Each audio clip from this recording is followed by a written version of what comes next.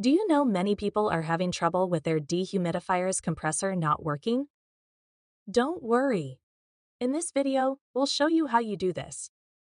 Let's start. Step 1. Verify power connection. Check if the dehumidifier is plugged in completely. Ensure the plug is firmly inserted into the outlet. Step 2. Check fuse/breaker. Verify the fuse or circuit breaker. Inspect your house fuse box and replace the fuse or reset the breaker if needed. Step 3. Adjust settings/empty bucket. Ensure the dehumidifier hasn't reached its preset level or if the bucket is full. Lower the setting or empty and properly replace the bucket. Step 4. Position the bucket. Make sure the bucket is in the proper position for the dehumidifier to operate correctly.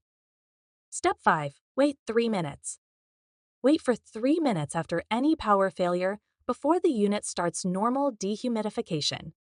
Now, you should be able to troubleshoot and fix the compressor issue on your GE ADEL50LZ dehumidifier. Still need help? Visit our website for the complete manual. There you will also find questions and answers from other GE users. Did you find this video helpful? By subscribing, you help us continue to answer users' questions. So, subscribe to our channel. Thanks for watching, and see you in the next video.